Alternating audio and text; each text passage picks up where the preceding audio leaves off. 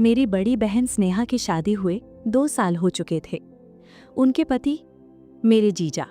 Hello दोस्तों, मेरा नाम काव्या है और आज मैं आपको अपनी ज़िंदगी का वो हिस्सा बताने जा रही हूँ जिसे हर घर में नज़रअंदाज किया जाता है, लेकिन महसूस हर कोई करता है। वीडियो शुरू करने से पहले मेरा एक छोटा सा रिक्वेस्ट है, अगर आप इस चैनल पे नए हैं तो इस चैनल पिंकी की स्टोरी यूट्यूब चैनल को सब्सक्राइब कर लें। मेरी बड़ी बहन स्नेहा की शादी हुए 2 साल हो चुके थे। उनके पति मेरे जीजा। घर में सब उन्हें बहुत सीधा मानते थे, कम बोलने वाले, अपनी सीमा में रहने वाले और हर बात को समझदारी से तोलने वाले इंसान। पर सच ये था कि सीधे लोग अक्सर सबसे ज़्यादा चुप होते हैं और चुप्पी कभी कभी सबसे ज़्यादा बोलती है। गर्मी बहुत थी, ऐसी गर्मी जिसमें रात भी दिन जैसी लगती है। एक रात अचानक बिजली चली गई, पंखे रुक गए, कमरे की हवा भारी हो गई। सब लोग नीचे वाले कमरे में चादर बिछाकर सोने लगे। माँ बोली, आज ऊपर मत जाना, बहुत उमस है।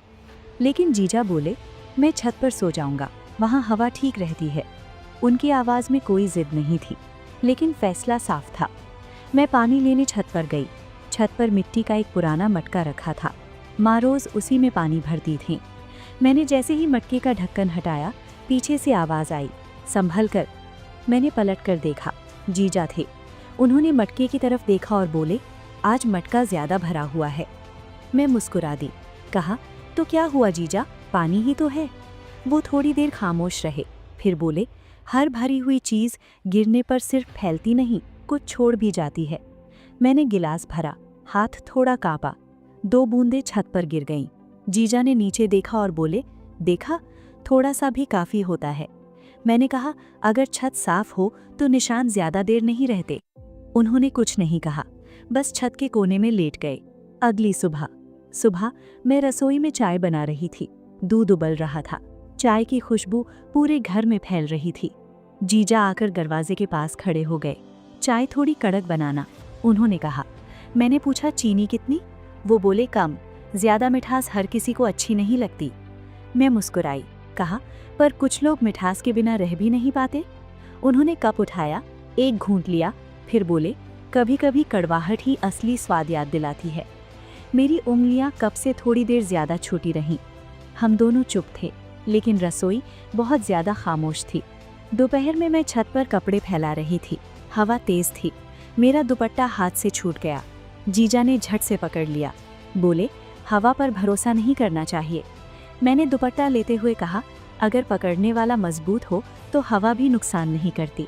उन्होंने दुपट्टा छोड़ते हुए कहा, कुछ चीज़ें पकड़ में आकर भी छोड़नी पड़ती हैं। मैंने उनकी तरफ देखा, उन्होंने नज़रें हटा लीं। नीचे से बहन की आवाज़ आई, काव्या, कहाँ रह गईं? मैंने छत की तरफ एक बार फिर देखा। मटका अब भी वहीं था, भरा हुआ, शांत। जीजा सीढ़ियाँ उतरते हुए बोले, हर मटका फूटने के लिए नहीं होता। दोस्तों, कुछ रिश्ते सीमा पार नहीं करते, बस सीमा के बहुत पास खड़े रहते हैं। और असली सवाल यही होता है कि वो कितनी देर खुद को संभाल पाते हैं। कुछ कहानियाँ पहले दिन नहीं बिगड़ती, वो धीरे धीरे अपनी जगह बनाती हैं। छत वाली रात के बाद घर वही था, लोग वही थे, पर हवा थोड़ी बदली हुई थी। ऐसा नहीं था कि कुछ खुलकर हुआ हो, असल में कुछ हुआ ही नहीं था। और शायद यही बात सबसे ज़्यादा भारी लग रही थी। सुबह की चाय, दोपहर की धूप, शाम की सब्जी और रात की खामोशी, सब कुछ पहले जैसा ही था। बस फर्क इतना था कि अब हर चीज़ थोड़ी ज़्यादा महसूस होने लगी थी। जीजा अब भी कम बोलते थे, लेकिन जब बोलते तो शब्द कहीं देर तक ठहर जाते। एक शाम हम सब ड्राइंग रूम में बैठे थे, टीवी चल रहा था, कोई सीरियल। बहन मेरे पास बैठी थी, जीजा थोड़ी दूरी पर। मैंने देखा वो टीवी कम और आवाज़ों के बीच की खामोशी ज़्यादा सुन रहे थे। अचानक बोले, कभी कभी आवाज़ से ज़्यादा खामोशी समझ में आती है। बहन ने हंसकर कहा, आप भी ना हर बात में ज्ञान दे देते हैं। वो मुस्कुरा दिए, पर जवाब नहीं दिया। रसोई का वक्त। रात को मैं रसोई में रोटियां बना रही थी, बहन सब्जी परोस रही थी, जीजा पानी लेने आए। छोटी सी जगह, 3 लोग और बहुत कम हवा।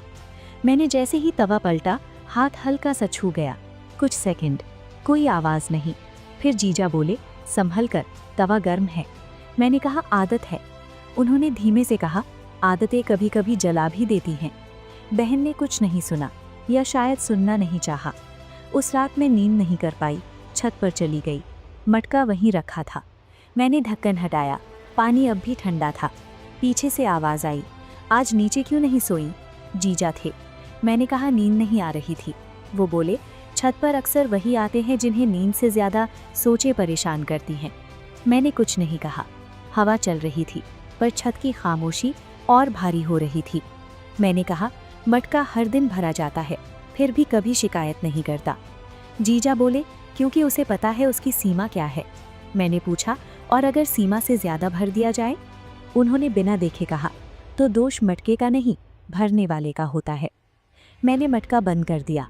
अगले दिन माँ ने कहा, तुम लोग इतनी देर तक छत पर क्या बात करते रहते हो? मैं चुप रही। जीजा बोले, बस मौसम की बातें। माँ ने एक पल के लिए हम दोनों को देखा, फिर बोली, घर छोटा है, आवाज़ें आसानी से दीवारों के पार चली जाती हैं। वो वाक्य दिन भर मेरे कानों में गूंजता रहा। दोपहर को मैं बहन के लिए ब्लाउज की सिलाई ठीक कर रही थी। धागा बार बार उलझ रहा था। जीजा पास आकर बोले, धागा जितना खींचो उतना उलझता है। दोस्तों, वीडियो अगर पसंद आ रहा है तो पिंकी की स्टोरी यूट्यूब चैनल को सब्सक्राइब करें। मैंने कहा, तो फिर सीधा कैसे करें? वो बोले, छोड़कर। मैंने धागा छोड़ दिया। शाम को बहन ने मुझसे पूछा, आजकल तुम चुप चुप से क्यों रहती हो? मैंने कहा, बस ऐसे ही। उसने मेरे चेहरे को देखा, फिर बोली, कुछ बातें पूछी नहीं जाती, महसूस कर ली जाती हैं। उसकी आंखों में मासूमियत थी और थोड़ा सा डर। उस रात नींद फिर नहीं आई। मैंने छत से नीचे देखा, सब सो रहे थे। जीजा छत पर नहीं आए। पहली बार मटका अकेला था। मैंने महसूस किया कुछ चीज़ें दूरी से और साफ दिखती हैं। दोस्तों, हर कहानी किसी मोड़ पर खुद से सवाल पूछती है, और जब दीवारों के भी कान होने लगे तो समझ लेना चाहिए अब खामोशी भी सुरक्षित नहीं रही। हर कहानी एक दिन अपने सवाल का जवाब मांगती है। छत, रसोई, ड्राइंग रूम और दीवारों के बीच फैली हुई वो खामोशी अब मुझे भारी लगने लगी थी। ऐसा नहीं था कि कुछ टूटा हो, लेकिन कुछ दरक जरूर गया था, और दरारें अक्सर आवाज़ नहीं करती। सुबह जल्दी आंख खुल गई। घर में अजीब सी शांति थी, जैसे कोई बहुत बड़ा फैसला हवा में तैर रहा हो। बहन रसोई में थी, चाय बना रही थी। मैंने देखा उसकी चाल में थोड़ी जल्दी थी और आंखों में थोड़ी चिंता। जीजा अखबार लेकर बैठे थे, पर पढ़ नहीं रहे थे, बस पन्ने पलट रहे थे। बहन ने चाय दी।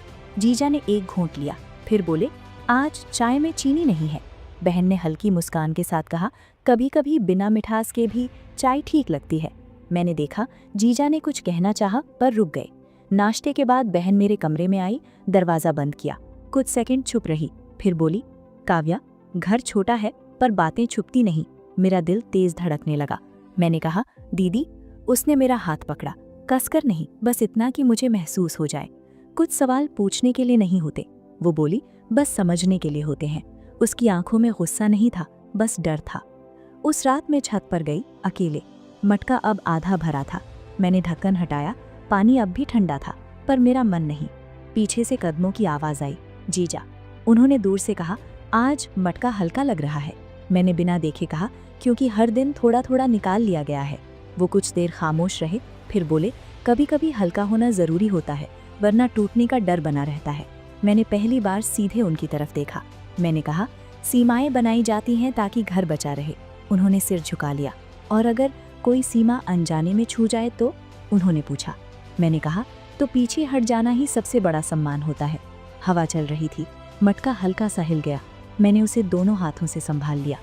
जीजा ने एक कदम पीछे हटाया, फिर बोले, काव्या, कुछ बातें दिल में रह जाएं तो घर बच जाता है। मैंने कुछ नहीं कहा, बस मटके का ढक्कन बंद कर दिया। अगली सुबह जीजा ने कहा, मैं कुछ दिनों के लिए अपने दोस्त के यहाँ रहूँगा। माँ ने पूछा, सब ठीक तो है? वो बोले, हाँ, बस थोड़ी हवा बदलनी है। बहन ने मेरी तरफ देखा, मैंने नज़र झुका ली। जीजा जाते वक्त छत पर गए, मटके को देखा, फिर मुझसे बोले, मटका आज भी सुरक्षित है। मैंने कहा, क्योंकि समय रहते संभाल लिया गया। उन्होंने हल्की मुस्कान दी और सीढ़ियाँ उतर गए। शाम को बहन ने मेरे लिए चाय बनाई, इस बार थोड़ी मीठी। बोली, आज मिठास अच्छी लग रही है। मैंने कहा, क्योंकि कड़वाहट ज़रूरत से ज़्यादा नहीं रही। उसने मेरा सिर अपने कंधे पर रख लिया। रात को मैं छत पर गई, अकेले। मटका अब भी वहीं था, भरा हुआ नहीं पर सुरक्षित। मैंने सोचा, कुछ चीज़ें टूटने से नहीं, समझदारी से बचती हैं। दोस्तों, हर रिश्ते में एक मटका होता है। अगर समय रहते उसका वजन समझ लिया जाए तो घर भी बचता है, रिश्ते भी। और सबसे ज़रूरी इज्जत भी। हर घर में एक ऐसी कहानी होती है जो कहीं नहीं जाती, बस महसूस की जाती है। अगर आपने भी कुछ महसूस किया तो कमेंट में ज़रूर बताइए, और ऐसी ही कहानियाँ सुनने के लिए पिंकी की स्टोरी यूट्यूब चैनल को सब्सक्राइब करना ना भूलें।